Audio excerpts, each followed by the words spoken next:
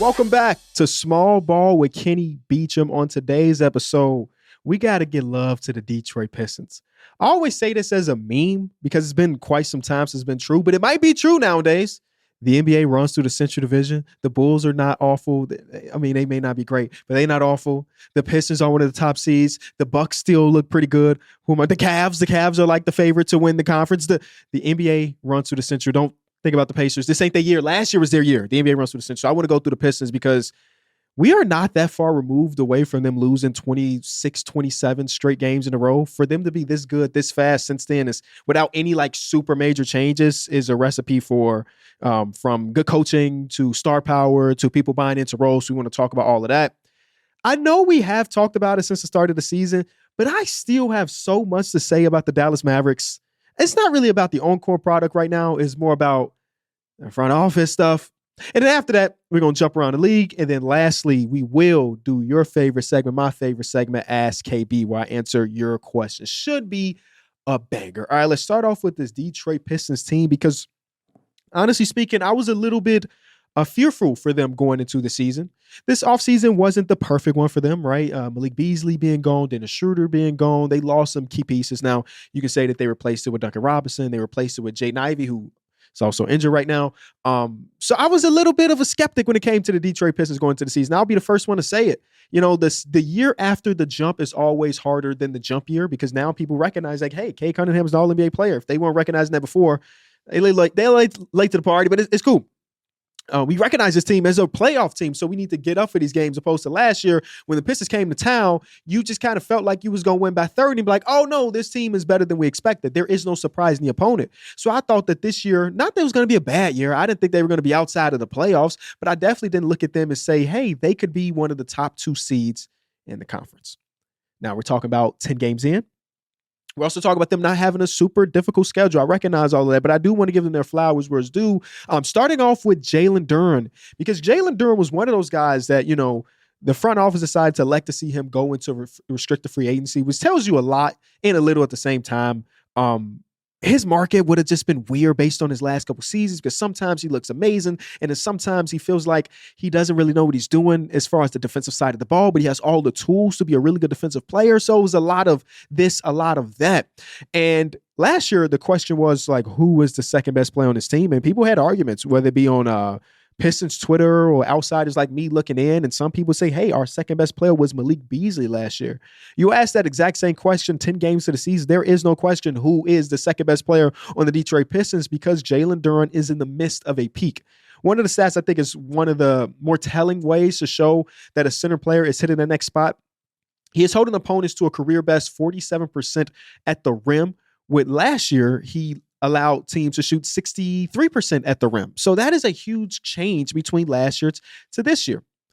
Him and Isaiah Stewart, who we're going to talk about in a little second, them playing together has been really good. Like, you know, they've been together on the same team for a few different years now. Tobias Harris comes in, boom, Beef, so you're going to go to the bench, you're going to be our backup center. But with Tobias Harris being injured the parts of the season, you got to see this double big lineup, and we've talked about double big a lot on this channel, and it's just working wonders right now. Those minutes, the 80 minutes they play together, they have a net rating of plus 15. They are holding the other opposing team's offense to basically nothing. But I'm going to get back to the Jalen Duren things. One thing, just looking at the eye test, I don't have any numbers to prove this. I know I try to get a little balance of analytics and eye tests. I love what the Cade and Duren pick and roll is like the number one pick and roll in basketball last season. So it's no surprise that it's still good this year.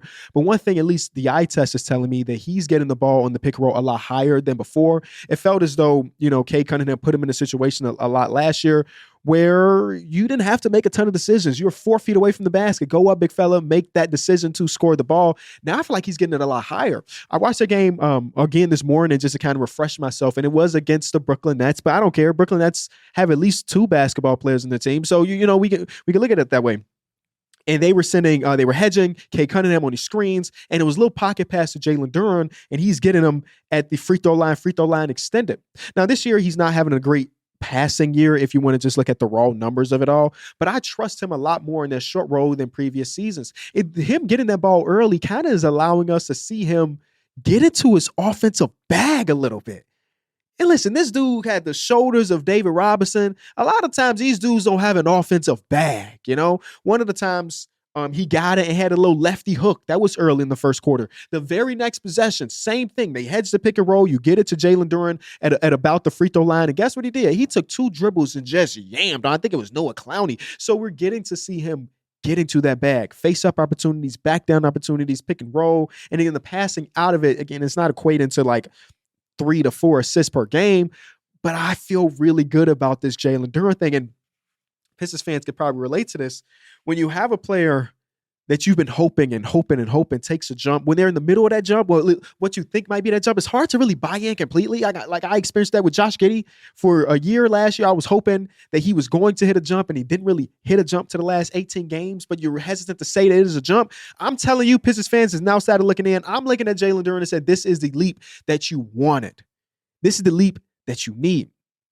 And the beef stew and Jalen Duren thing, I already talked about the numbers, but just the best part about it all is beef stew legitimately, like, he doesn't get the amount of credit that I think he deserves defensively, because the last year he came off the bench, and the year before that they lost 20 plus games in a row. So it's like hard to really say like, hey, Isaiah Stewart is real life one of the best defensive players in the league at using, how do I want to describe this? Using his body as a stopgap on drives, using his body as a stopgap when people are trying to go up. And it's hard to really do that, but he's got the frame to do it, where, some things I haven't really loved about the double big lineup is that he has been late to get out on shooters, but some of these teams they're going against don't really have that many shooters. I think Noah Clowney hit 4 threes in the first quarter, and a lot of that is like beef stew being like this, but I don't know if that's a beef stew thing versus a JB Bickerstaff thing, saying that guy's Noah Clowney. That's not JJ Redick. That's not Duncan Robinson. So we're good. We'll let him shoot those.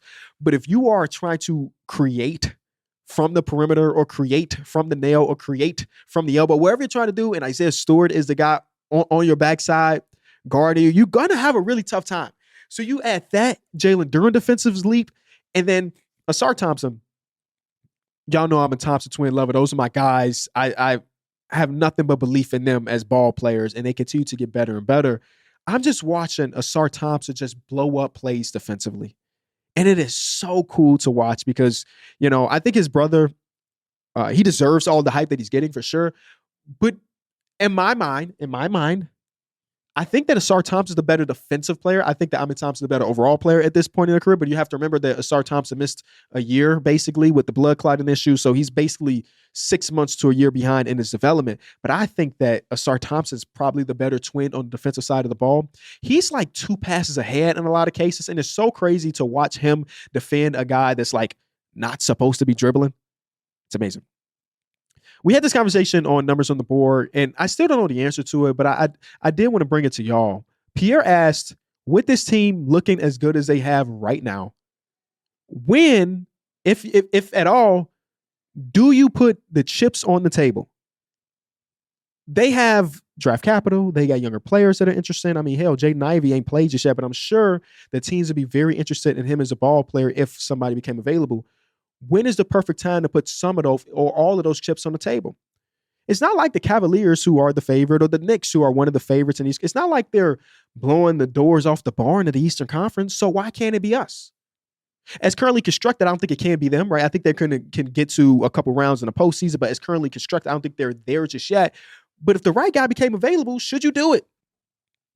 I don't have the answer to that, but I think it's a really good conversation. I mean, at the end of the day, we don't know who's going to be available as of right now, but I've always said I would love to see Larry Markkinen end up in there, but also see Larry Markkinen on that team as not the last piece to get them over the hump, but just a complimentary piece. I don't really know, but I've been loving Detroit Pistons basketball. I haven't even mentioned the name Cade Cunningham much, who has just been great this season. Like, he's one of those guys that I feel like the analytics guys may not love, the true shooting percentages, the yo-yo-yos, but I truly do trust him with the ball more than a lot of people, most people in the league. And that's even with his high turnover rate that people are always talking about. And I've always said it, and I'll say it again, I think those turnovers go down. I think he becomes more efficient of a ball player the more ball handlers they have on the team. They just don't have a ton right now with Jaden Ivey being out. Last thing before we take our first break, the minutes of Asar Thompson and Ron Holland are killing teams. And don't you dare add Cade Cunningham to that mix. When those 3 dudes are on the court, it does not make sense for them to have a good offense. And hell, I don't even know if they really do. I know they're killing when it comes to the point differential, and that shows a lot about their future. All right, when we come back, we got to talk about Nico Harrison and the Dallas Mavericks.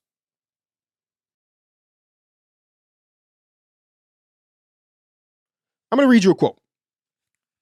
You'll see next year when our team comes back and we're going to be competing for a championship. Those are the words of Nico Harrison at the exit interview at the end of last season. The start this year through the first 10 games, the Dallas Mavericks team that he's referring to, the one that he's in charge of, are 3-7 to start the year, with wins over the Washington Wizards, who only have one win on the season. A win over the Indiana Pacers, who only have one win on the season. And the Washington Wizards win was against them. So they already played their home and home, and they split with the Washington Wizards of all teams. The Indiana Pacers, who only have one win. And then Toronto Raptors, who the hell knows if they're a good team? And I still don't know. Those are the 3 wins. And as of today, as I'm recording this episode, they have the worst relative offense in the history of this sport. Not the worst offense statistically, relative to their peers. That's how bad it is over there for Dallas. And you say, Kenny, that's unfair to Nico Harrison because he didn't expect all of the injuries. Guess who did expect all the injuries? Literally everybody else that looked at the trade. We are what? 10 months removed from the trade, and I still, on a daily basis, see Luka Doncic in a Lakers jersey and be like, I can't believe this happened. I still watch the Dallas Mavericks say, man, they're missing something. Of course, the thing they're missing is number 77. He said that quote fully knowing that Kyrie Irving may be out for the entirety of next season and knowing that he traded for a guy. Lord knows we love Anthony Davis, Chicago's very own, but knowing that his history is his history. And it also is like a real slap in the face for Nico Harrison to win the lottery when he had a 1.8% chance to win. 1.8% chance to win. And he told the fan base, well, maybe they see my vision now. As if he was guaranteeing that 1.8% was going to convey and end up being Cooper Flagg. It is mind-blowing to me that we're even in this place at all. And I remember when Cooper Flagg was drafted, again, I was, let's say this again, I was relatively optimistic about this Dallas Mavericks team headed into this season. I don't want to act like at the start of the year, I thought they were going to be one of the 3 worst teams in the Western Conference. I definitely didn't think that. I definitely didn't think that they were going to be a sleepy contender, was what some people were saying. But when Cooper Flagg gets drafted there, then people are like, okay, hold on. There's some stuff going on. Cooper Flagg is about to go to a team that's already at least decent as a first overall pick. Think about the other first overall picks we've had in history. Whether it be a Wembanyama or Anthony Edwards or so on and so forth, a lot of the first overall picks go to trash teams. Cooper Flagg, in our mind, before the season started, was going to a team that was different than that. The expectations are a little bit different, but it's Cooper Flagg. He's the best competitive guy ever. Cooper Flagg's rookie experience is very similar to a lot of those the former first overall picks, where he is thrown into the fire on a really, really bad team. The difference between him right now and some of those other dudes is that the coaching staff or the front office were putting their first overall picks into position to be successful. And that's not the case for Cooper Flagg.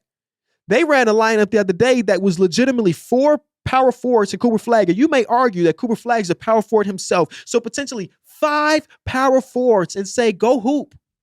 Not a playmaker on the court, not a play finisher on the court, not a decision maker on the court. It's just Cooper Flagg. And I don't know Cooper Flagg's mentality. I mean, I've seen some interviews from him, but I don't know who he is as a person. So this could be perfect for him, right? Some people could be like, yeah, I'm okay. I'm okay with being thrown into the fire and not in the best position because all of this is going to help me grow overall.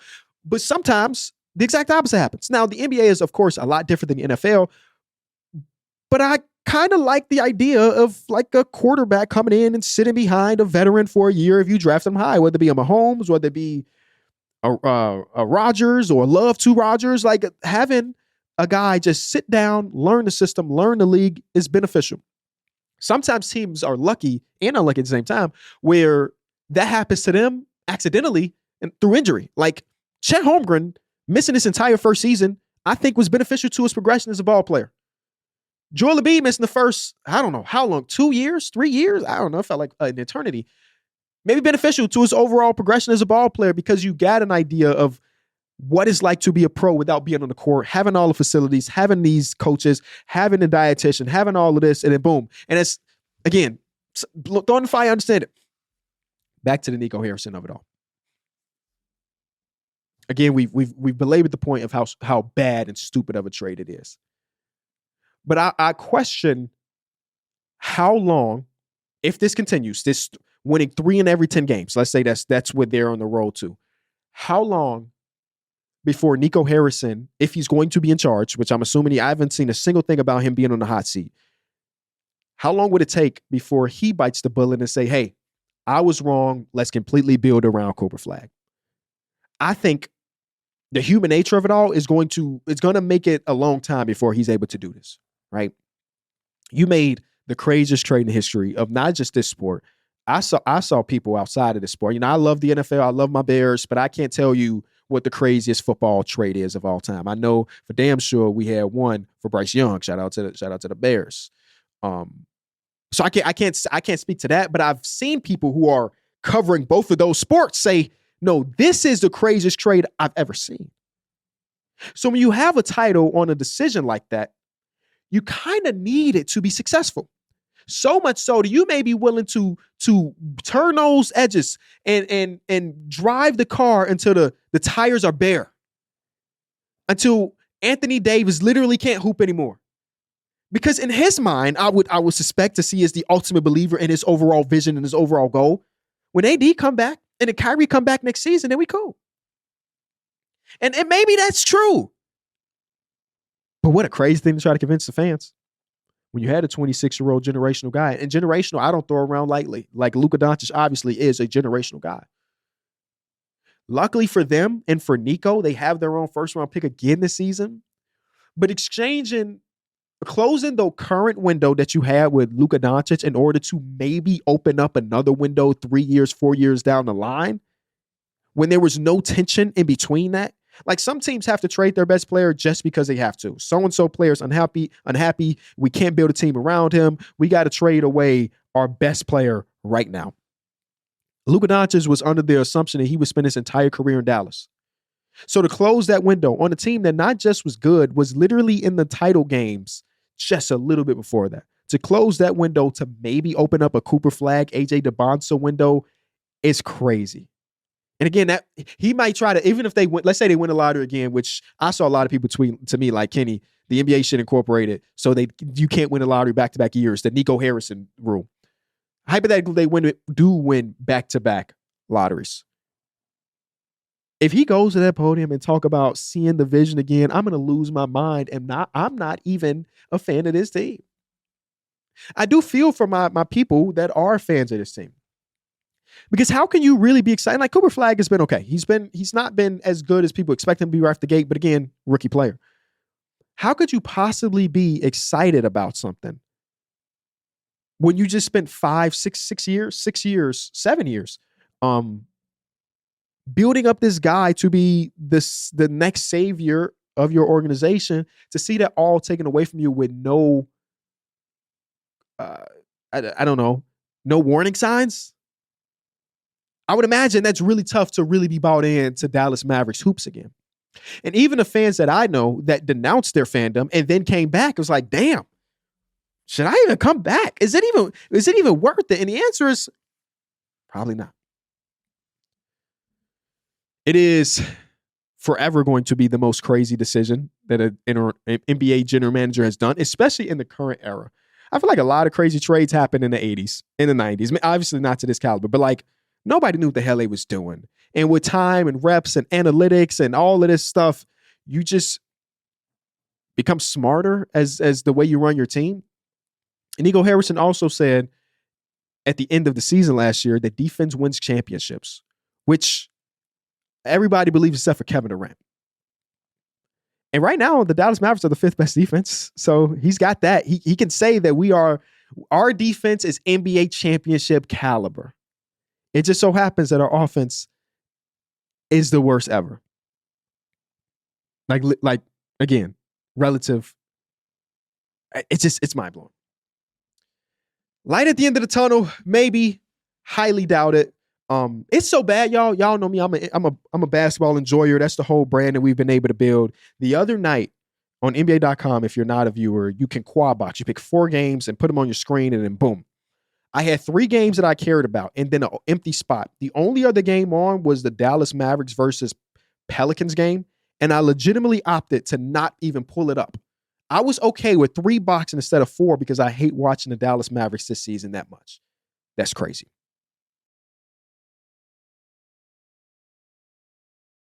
Let's say thank you to our sponsor over at DraftKings. I know you probably know everything about DraftKings Pick 6, but for the new guys around here, let me tell you exactly what it is. DraftKings Pick 6 was where you can pick more or less on different player stats for upcoming games. Just pick 2 or more different players into your pick set and decide more or less, then sit back and watch to see if you made the right decisions. We've been playing all season long here over at the Enjoy Basketball team. We got a nice little leaderboard throughout the course of the season.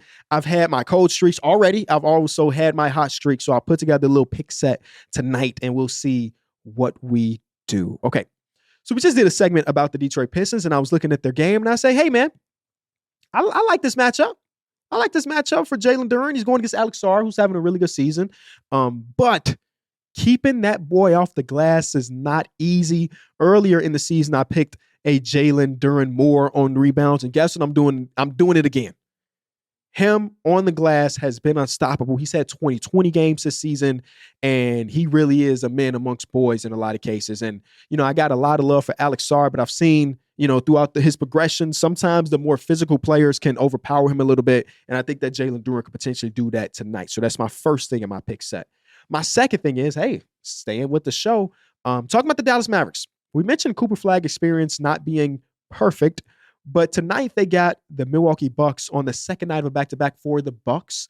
So I'm looking at Cooper Flag and say, hey, man, it's an opportunity for you to go out there and hoop. I went more on his points.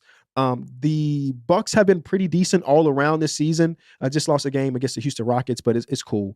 I think Cooper Flag has an opportunity because of the wings over there in Milwaukee to have a really good game.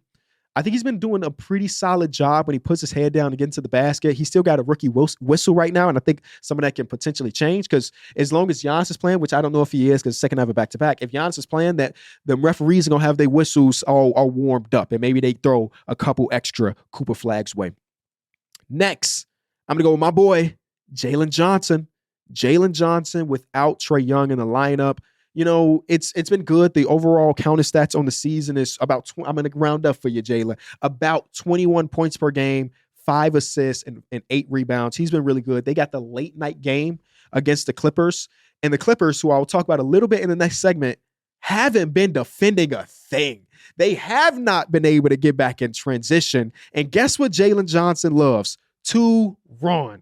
I'm picking him more on his PRA, points, rebounds, assists, because he will get on that glass. He will be one of the primary facilitators for the Atlanta Hawks tonight. And then again, if they get any fast break, I'm trusting Jalen Johnson over most people in the NBA. He's got to be, I ain't looking at the points per possession on the transition now, but I'm just the eye test. He's got to be top 7 in transition in the NBA. My last one. This one right here is like, you ever see somebody so much into a slump that you try to predict when they get out of that slump? That's what I'm kind of doing today as the Orlando Magic play against the Portland Trail Blazers. Now, the last game that they played, I'm talking about the Orlando Magic, we did get the more on Desmond Bane, right? So I'm hoping that, this is a nice little thing. It's going to be a second night of a back-to-back for him. And I think he's going to get his juices flowing a little bit. So I'm going more on his points in that matchup because they went against the Celtics and, things be happening in those matchups. So I really do like my pick set this season. Or not this season, tonight. Jalen Duren more on rebounds to reiterate.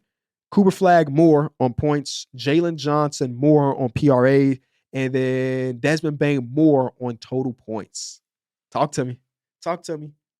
I will say this, during our leaderboard thing on numbers on the board, there's been twice I went less on something instead of more, which again, it's not my brand to go less. The 2 times I have went less, they both have hit. So maybe I should sprinkle in a couple of lesses here or there. I went less on Chris Paul points on 6.5. He had 2. I went less on Concanoble's threes at 2.5. I think he hit 1. So the less method kind of has been working, but I'm going to run with the one I got tonight. When we come back, I'm just going to jump around the league. Some new things I've been seeing. Some things I like, some things I don't. For those who haven't checked out DraftKings Pick 6 yet, there's an exclusive offer waiting for you. Right now, new DraftKings customers can play $5 and get $50 and Pick 6 credits. All you have to do is download the Pick 6 app and use promo code ENJOY when you sign up. Pick 6 is available in most states, including Texas, California, Missouri, so don't be afraid to get in on the action. Ride the upside with Pick 6.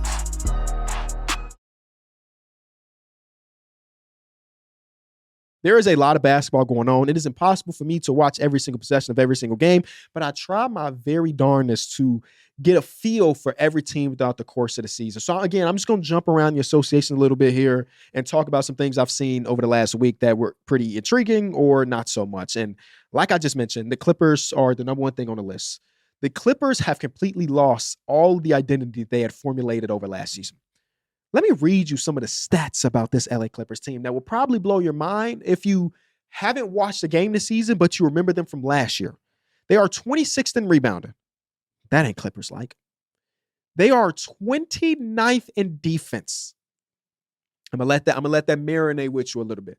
This Clippers team that just last season was top 3, not top 5. Well, I guess if you're top 3, you have to be top 5. But they were top 3 in defense last season. They are 29th on the year and also 29th in transition.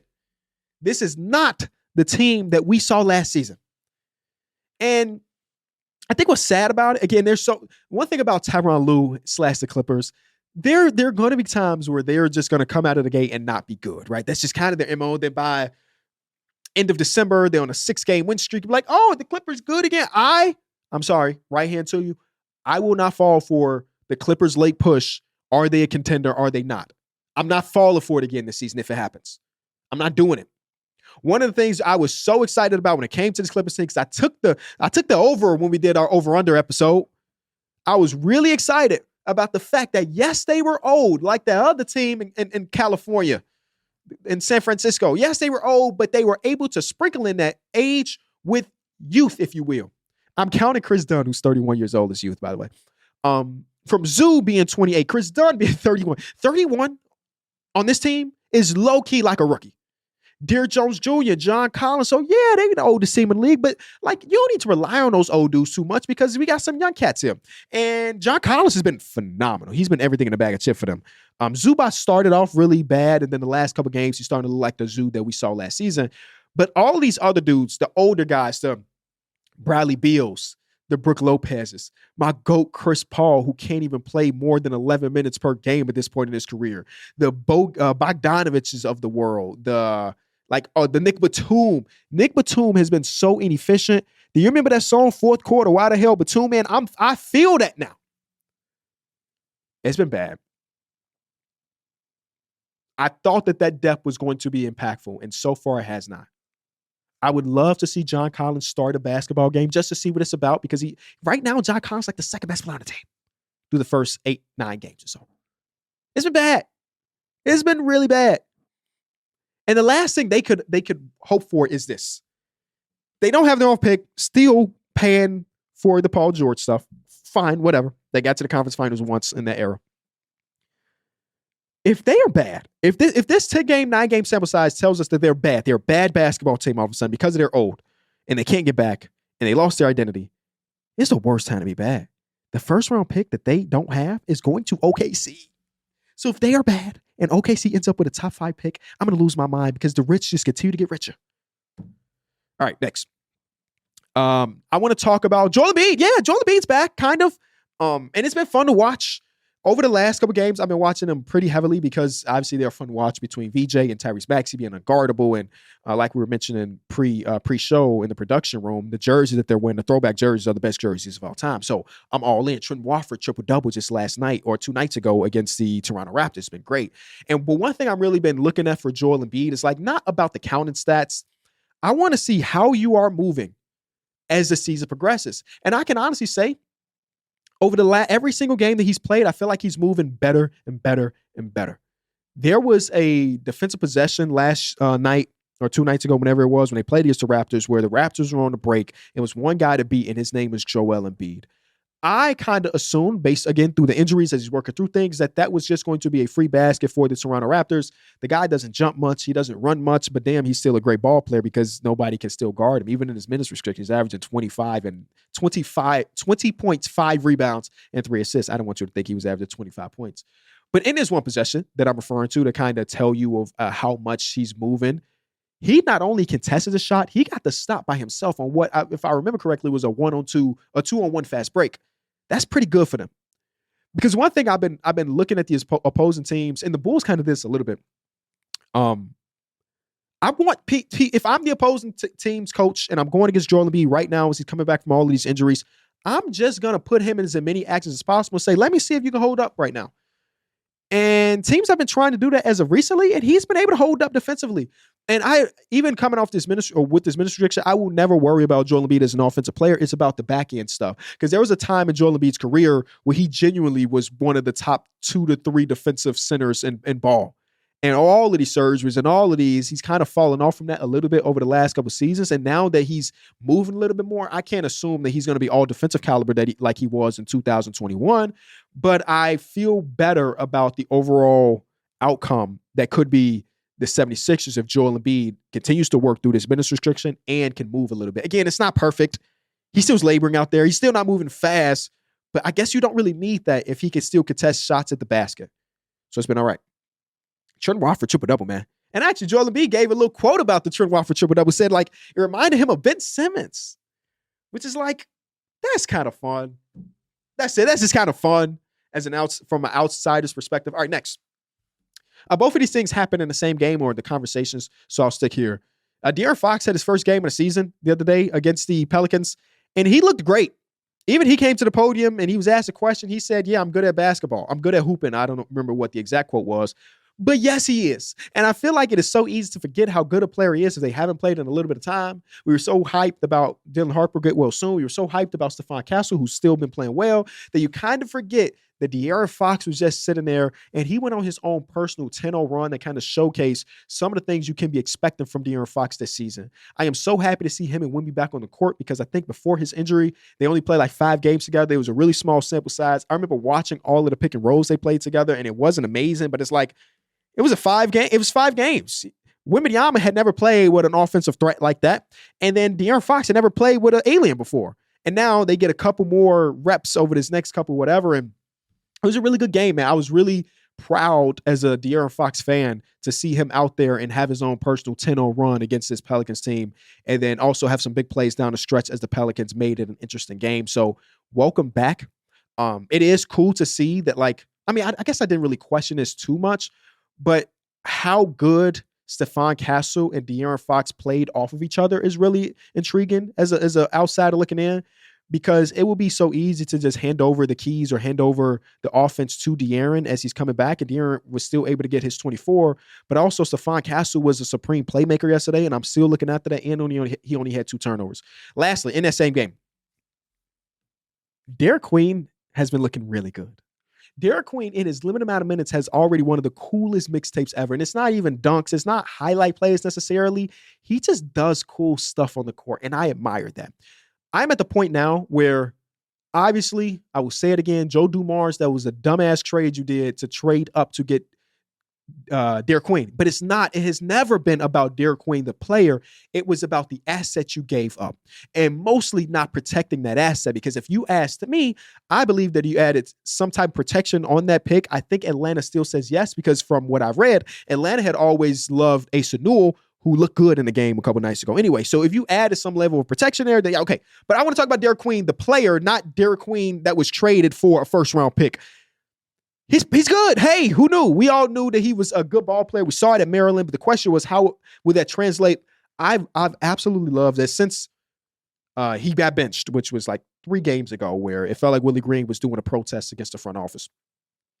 They've been able to just give him the ball at the elbows and just say, we're going to run all of our offense through you, especially in the games that like Zion has been out that he's played. And it's been pretty to watch.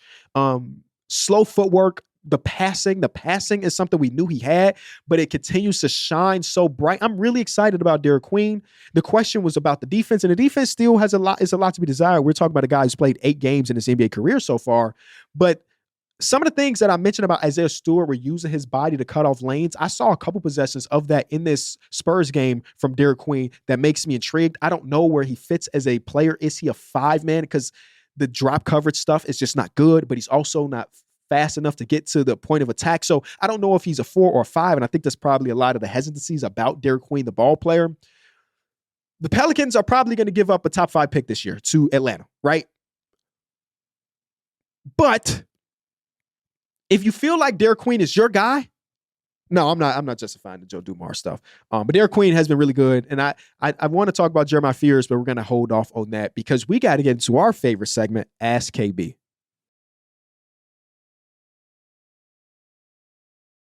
Ask KB is a segment where I open up the show to you. You hit us up at Enjoy Basketball. Hit me up on Twitter, yada, yada, yada. You can use the hashtag AskKB if you'd like, and I try my best to answer some of your questions. The first one comes from Blonded Dynasty that says, are players like Will Richard and Ryan Rollins future stars in the making, or are they just proof that any player in the league can shine with the right opportunity?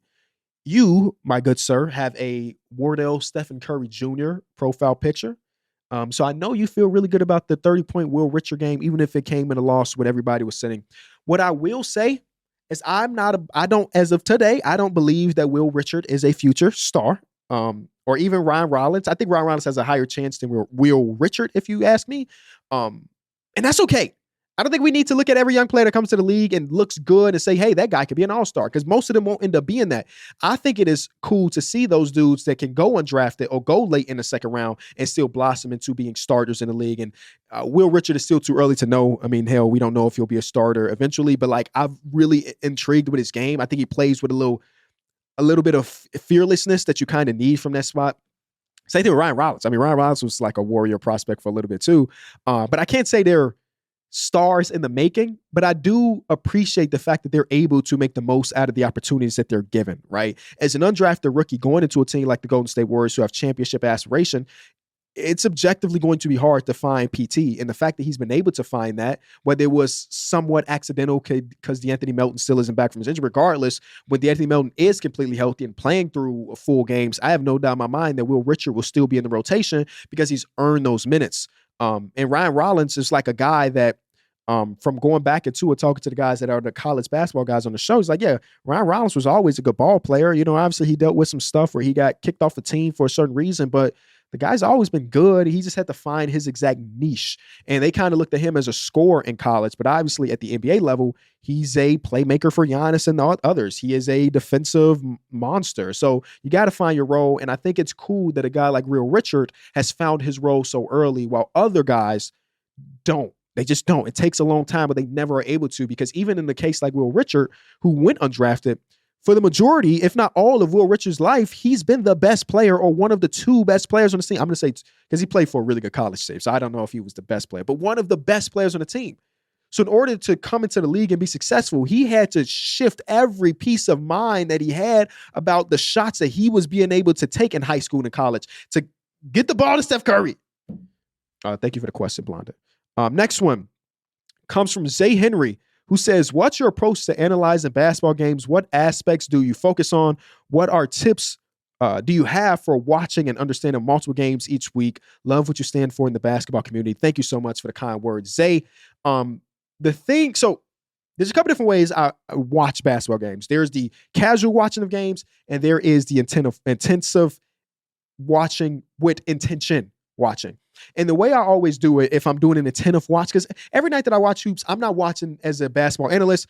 I love the game of basketball, and sometimes I don't want to have my brain on. I just kind of like, ooh, Giannis dunk ball. You know, like that's sometimes I watch the game that way. But if it is a game I'm really looking forward to, let me pull up one of the games from tonight and give you an example of how I would approach the game. Because in my opinion, doing some of the stuff that I do is about the approach to the game, not just the watching of the game. So if I say, Miami Heat versus Cleveland Cavaliers. Maybe that's not the best. Oh, you know what? Let's go Chicago Bulls versus Spurs, because if I'm not mistaken, everybody should be relatively healthy in that one. I will lay out a list of things that are intriguing to me before the game starts. These are the things I'm looking forward to. Will the Bulls do this? Will the Spurs do this, right? For an example, over the last couple of games we saw from the Spurs, it started off with Jordan in Phoenix. They changed the way people were guarding Victor Wembanyama, right? Putting a small on him, kicking him out of the paint through the low leverage, and bringing an extra body as soon as he touched the ball. Sometimes bringing two extra bodies and say, hey, Champagnie, Harrison Barnes, Stephon Castle, y'all better make a play. And then we saw that same defense play in the next game. And then in the next game, and my question would be, Who could that be for the Chicago Bulls? And could they do it as effectively as the Suns did it, or if this team did it? That would be one of the questions on my list. The next one is about, if I'm staying with the Bulls, the jump shooting of the opposing team. Hey, the Spurs hit a ton of three-point shots in their last game against the Pelicans. The Bulls give up open looks. Do I think that Billy Donovan is going to change his coverage on a pick and roll to get rid of some of the corner three-point shots the Spurs have been generating? These are the questions I would write into my book, and as I'm watching the game, hoping that I get an answer. Sometimes I write a question that is terrible, and I don't get an answer to it, but that's just part of it. And if I am going to be an attentive watcher, I'm doing my very best to rewind in certain places, and so on. And with me being 1/4 of a podcast and with numbers on the board, there are certain games that I won't watch live that, like, Pierre hit the group chat, be on the lookout for so-and-so. And then even if I'm not watching the game live, when I watch it the next morning, Pierre gave me the little heads up that so-and-so play is going to do this, or so-and-so coach is going to do this. So I think it's all about preparation. It's all about being intentional and attentive. It is so easy to, while you're watching a sports event, to pick up your phone and try to like doom scroll, go through Twitter or so on and so forth. I try my very best while I'm in season to have my phone present, because you never know, family call or whatever, but have my phone present, but not be paying attention to it too much, but try to lock in on these games and take notes. Hopefully I answered your question. Also at the end of the day, try to have fun. It ain't always supposed to be about note taking and all of that stuff. Have fun while you're doing it. And if it's not the approach that you like, completely okay. All right. Not only do we get written questions, we also get audio questions. So let's see what we got today. Yo, what's up, Kenny? Big fan of the show, big fan of the channels. I've been watching since the Through the Wire days, since the basement days, so big fan. My question is as following. What is the thing you look for most when assessing if a young team is legit or is just getting lucky? And thank you. Continue the good work, my friend. Thank you. Appreciate the kind words. Y'all are so nice in this community, man. There are a few different things I would look to. I mean, I look at the level of competition, because we've seen teams start off hot or have a 5-game stretch where they look really good. And like, oh, they went against 5 lottery teams. And at the end of the day, you can only beat the teams that's in front of you. So I don't use that as a negative, but it's more of like, should I put this team on the next level? I'm going to hold off on that, even though they're on the 5-game streak, because they beat this team and this team and this team. And that guy was out with an ankle sprain and that guy was out. So I usually look at that schedule. And I always think that when it comes to that conversation about what wins championship, defense or offense, the Kevin Durant versus Draymond thing over the last couple of weeks, I'm always a guy that's going to steer more defensive oriented than offensive oriented. That's just the way I've been raised, and that's the way I kind of see the game of basketball. So if I'm trying to figure out if a team is legitimate, I'm looking, again, watching the games, but I'm also looking at the numbers of their defense. What shots are they giving up? Where are they giving them up? Are they open? Are they getting some level of luck through the openness rating and teams just not hitting shots? Because that happens a lot, where a team for a month will be like, oh, that was the number 4 team in defense. You'll be like, oh, snap, they gave up a ton of open three-pointers, the easiest three-pointer in the game, but the opposing team happened to shoot 7% below league average, and that was enough. Now, I don't think that that's the perfect way to kind of evaluate these things, because you kind of can get lost in the numbers. You can get lost in some of these things. We have seen teams that have the opposing team has been relatively unlucky shooting for the entirety of the season. Not like all 82 games, but if you look at the overall stats for the year, teams sometimes just have opposing teams shoot bad from certain places, right? So the question is that really schematic? I think it's the same question we had about the Bulls, ain't it? Oh my God. Is that really schematic, or are you just getting lucky? And I mean, it's hard to really tell at the end of the day. Some things are just so glaringly obvious. When a young superstar player is taking a jump, like when Shea was doing it, or like Anthony Edwards or a Kay Cunningham's of the world, you kind of see that. And that is usually the first step to answer your question of like teams taking the next jump. Having a guy that looks like he's going to be not just an all-star, but be a superstar level player, to be an all NBA level player. Once you have that, that's the first stop. And then after that, it's about who's that number 2? What is the defense? Is this coach the right one?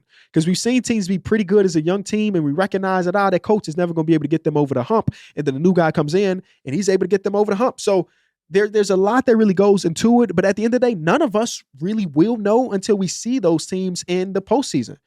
Last year, the team that ended up winning the championship won 60 plus games, and there were people leading into the playoffs that said, I just don't believe it just yet. And I couldn't even tell them that they were wrong because you've only really seen it in the 82 game sample size of the regular season. And they happen to be, it ended up being the youngest championship team of all time. So the people that were OKC skeptics, I don't think they were that crazy. I mean, even the team that went on to win all those games and went on to win a championship did go to 2 game sevens to get there, right? So we never really know. And that is the beauty of this sport. When we come back, I don't know. We're going to talk a little bit more hoops for a couple of minutes. I ain't got nothing else to say. Unfortunately, we only do this show once a week. So I don't know. I be feeling like we don't get to talk as much. So I'm going to tell you the things I'm looking forward to for this upcoming week, and then we'll come back next week and see what we found out. Like I mentioned, we got some good games tonight. The one I'm looking forward to the most is that Blazer Magic game. The Blazers are kind of the team defensively that we thought the Magic were going to be this year. So I want to see those two teams collide a little bit. I wish Bam Adebayo was healthy because I would love to see him play against that Cavaliers team. I've said it once. I'll say it again. I've been loving the Bam Adebayo season, even if his efficiency has dropped off a little bit or maybe a lot of bit. I feel like he's more aggressive. And that's, at the end of the day, that's all I've really been looking for my boy Bam Adebayo. Tuesday night, this is where things get real interesting. The Thunder, who are still the best team in basketball, got the Warriors. Potential playoff matchup. Maybe it's a 1-8 seed because the Warriors fell off a little bit since the last time we talked. But no, it's always great to see when you see your top players in the league go against each other, Steph Curry and Shai Gilgeous-Alexander. Great matchup. Can I just say OKC somehow is, we talk about the worst relative offense in the league with the Dallas Mavericks. The best relative defense in the league of all time, I'm sorry, not just in the league right now, of all time is this current Thunder team, and they were missing Chet for a long time. They've missed J-Dub. Caruso hasn't played every game. Lu Dort has missed games. The fact that they have been able to just piece together win after win after win and grind it out wins, it's just, it's amazing, and I think it's going to do nothing but benefit them in the long run. Next game that I would say I'm really interested in, a little back-to-back action for the Warriors. They got the Spurs. Dang, dude, there's a world where we look at the Warriors and they're 2 games under by Thursday or by Wednesday. That's a tough one. And that's an old team over there, man. I don't even know if they're going to play all the guys on the back-to-back. Wardell may not play. Jimmy, I know Al Horford definitely don't play back-to-backs. So that's interesting. Even though I don't really like watching Mavericks games, I am so very intrigued by the Phoenix Suns. I think that when we come back next week and we talk, if things go the way I think they might go for the Suns, we might have to do an entire Suns segment because they are playing, what's the saying go? The saying goes, greater than the sum of their parts right now. And Jalen Green has come back and he looks pretty rejuvenated. And I made this point after the first game of the season. And I don't know if it's really stuck because this guy has missed a ton of time and he's just coming back himself. They're like, I think when it comes to role players, Dylan Brooks is like one of the best floor raisers from a role player that we've had in the NBA right now.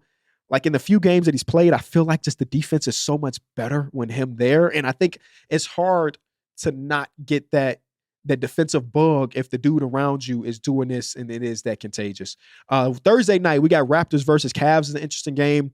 Brandon Ingram just went viral for throwing that bottle down on the floor and hitting the ball boy and hitting Scotty Barnes.